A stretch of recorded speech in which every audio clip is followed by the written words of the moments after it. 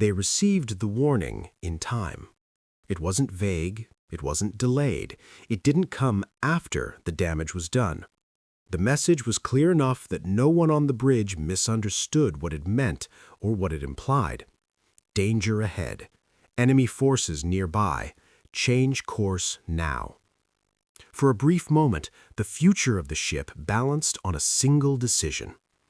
What followed was not panic, not confusion, just silence, broken only by the steady rhythm of engines and the quiet repetition of orders already in place. The warning was acknowledged, logged, considered, and then, deliberately, it was ignored. The ship maintained speed. This was not unusual in the final years of the Pacific War. By then, warnings arrived constantly, many false, some exaggerated, others arriving too late to matter. Commanders learned to weigh each one against doctrine, mission priority, and expectation. Not every warning could justify retreat, not every risk could be avoided. But this one was different. The source was reliable, the timing precise, the implication unavoidable. Continuing forward meant exposure to forces the ship was not prepared to face. Still, the course did not change, because altering it would have meant admitting that the situation had slipped beyond control. It would have meant acknowledging that the assumptions behind the mission no longer applied. And most of all, it would have meant choosing survival over orders, something that in that system carried consequences of its own. Below decks, the crew sensed the shift before anything happened. Veterans noticed the tension in voices over internal communications, the way officers lingered over charts just a little longer, the way lookouts scanned the horizon with growing urgency. No one said the word attack, but everyone felt it approaching. The ship itself was formidable.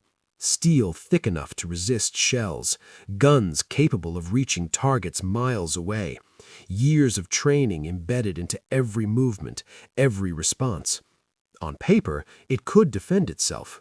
On paper, it could survive. What paper did not account for was how warfare had changed. The enemy no longer needed to engage directly.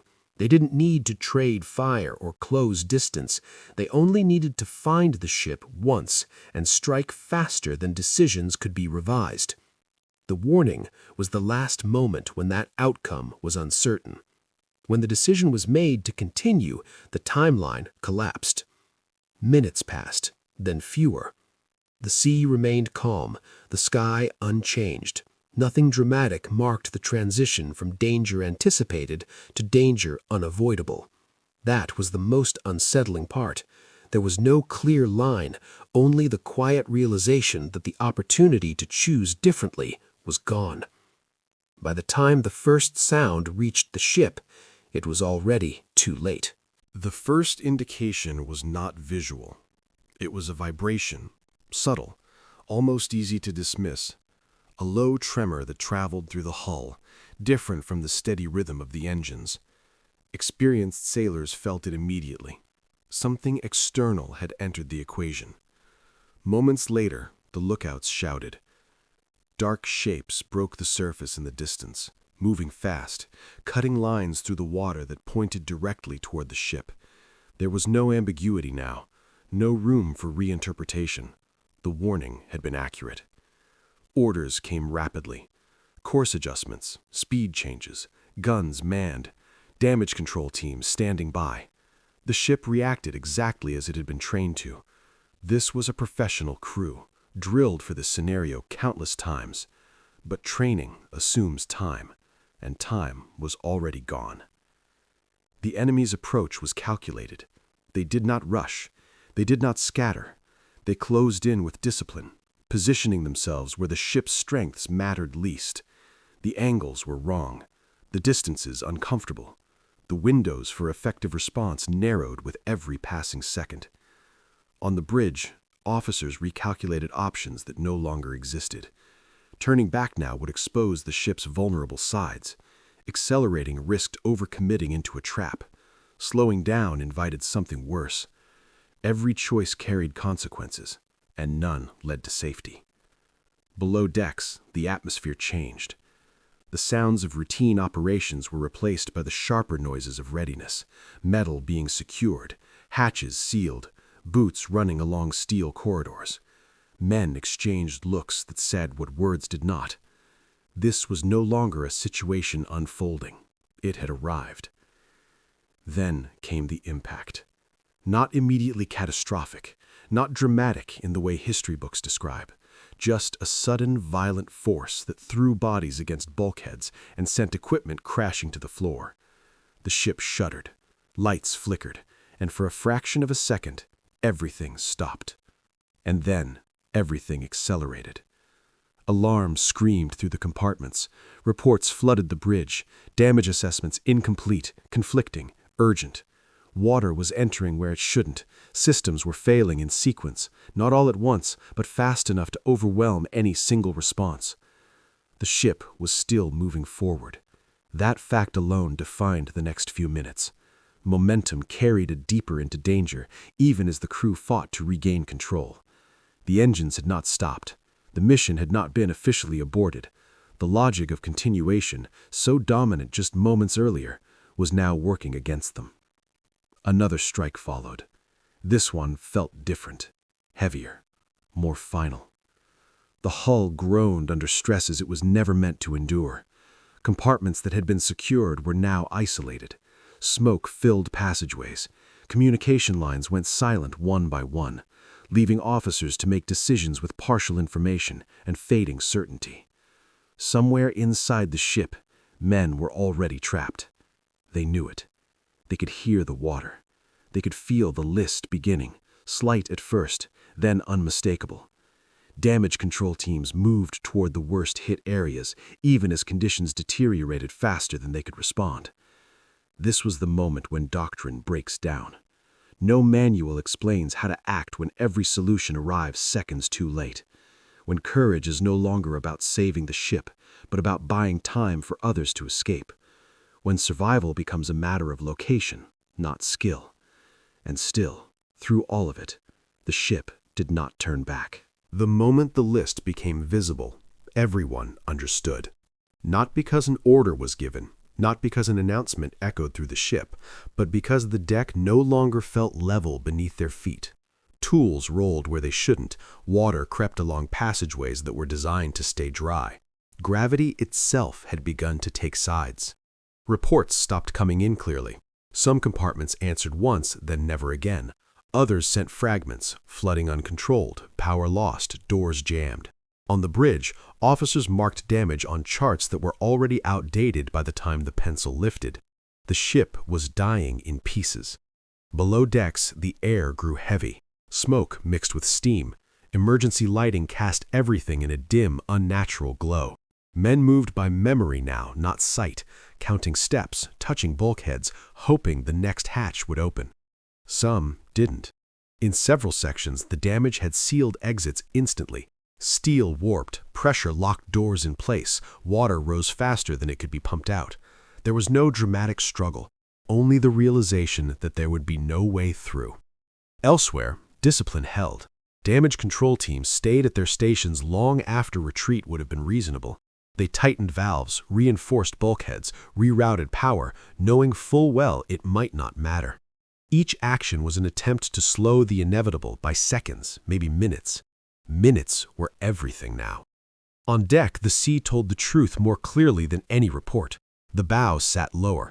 Spray washed across areas that had never seen water. The ship's silhouette changed, subtly at first, then unmistakably. Still, the engines continued. Not because escape was possible, but because stopping them would guarantee the end. Forward motion kept some compartments above water. It delayed the final angle. It bought time for evacuation, even if no one said that aloud. Another internal explosion shook the hull. This one wasn't from the enemy. It came from within. Fuel, heat, pressure combining in spaces never meant to hold them together. The blast tore through sections already weakened, accelerating the collapse in a way no one could control. At that point, command fractured. Not officially, but practically. Orders became local. Officers made decisions based on what they could see, not what headquarters might want. Some organized evacuation routes, others stayed behind to guide men toward exits that might still exist. There were acts no record ever captured. A man holding a hatch open as water forced it shut, another giving his life vest to someone younger, someone else staying at a post long after the chance of survival had passed because leaving felt like abandoning the ship itself. Above them, the sea waited. When the order to abandon ship finally came, it did not sound like relief. It sounded like defeat, spoken quietly, without ceremony. Men moved toward the edges, some injured, some burned, some already exhausted beyond fear. The water was cold, the surface chaotic. Debris floated everywhere, pieces of a vessel that hours earlier had been whole. As men entered the sea, they looked back. What they saw was not an explosion or a single dramatic moment, but a slow, irreversible surrender. The ship settling lower, systems failing one by one, its outline dissolving into smoke and shadow. This was the cost of ignoring the warning. Not in theory, not in hindsight, but in real time, measured in lives, seconds, and choices that could never be undone. The ship's end did not come all at once. It arrived in stages, quiet, mechanical, almost indifferent. From a distance, there was no single moment that screamed catastrophe, no towering fireball, no cinematic final blow, just a vessel losing its argument with the ocean, inch by inch. Inside, however, time compressed. Compartments that had been dry minutes earlier were now flooded to the ceiling. Air pockets vanished without warning. The sounds changed, sloshing water, groaning steel, the dull thud of objects breaking loose and colliding in the dark. Men who had escaped the lower levels climbed higher, gathering wherever the deck still offered footing. They moved instinctively, driven by the simple logic that higher meant longer. No one needed to explain it. The ship's angle increased. At first, it was manageable, something you compensated for with your stance. Then it became awkward, then dangerous. Walking required gripping rails. Standing still required effort. Those who fell struggled to get back up. Smoke poured from openings along the superstructure, not thick enough to blind, but heavy enough to sting, to steal breath, to remind everyone that fire and fuel were still working their way through the ship's insides. On the bridge, instruments went dark one by one. Power failures cascaded through systems that had once been redundant. Communications failed completely. Whatever coordination still existed was now face-to-face, shouted over wind and water, carried by gesture rather than command. At this point, the ship no longer felt like a machine. It felt like a living thing in its final moments, unresponsive, unpredictable, shedding parts of itself as it went. A sudden shift threw several men off their feet. The list had crossed a threshold. Water surged across the deck, no longer contained by design or discipline. The sea was no longer outside the ship, it was on it. Those still aboard knew what came next. Some jumped without waiting. Others hesitated, calculating distance, scanning the surface for wreckage to cling to. A few stood frozen, not from fear, but from the strange calm that settles in when there are no decisions left to make.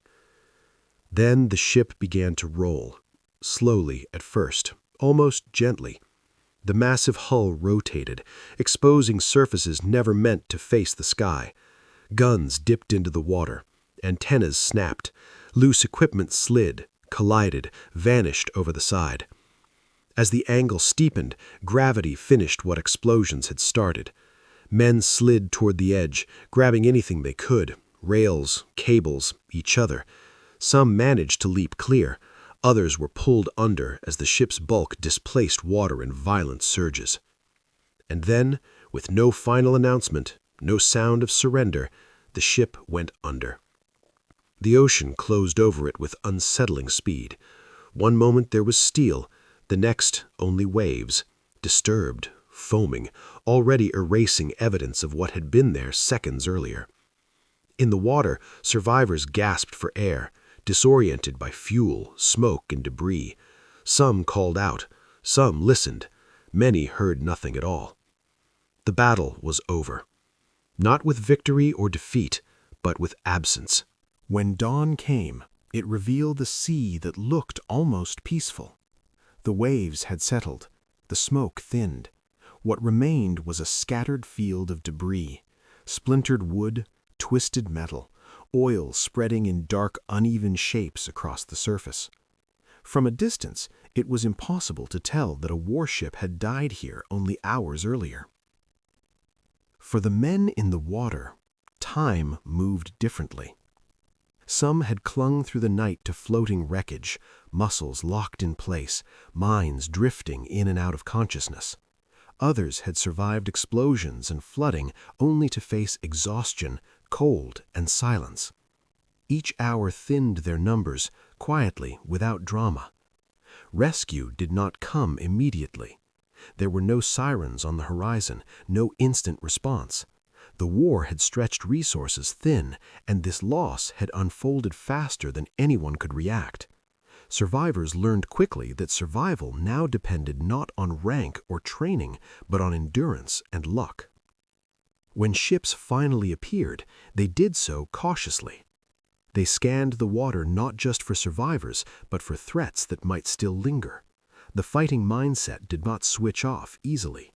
Even after the ship was gone, fear of what might still be out there shaped every movement.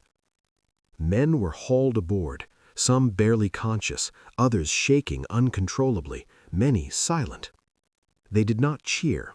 They did not celebrate being saved. They stared back at the water where their ship had vanished, trying to understand how something so solid could disappear so completely.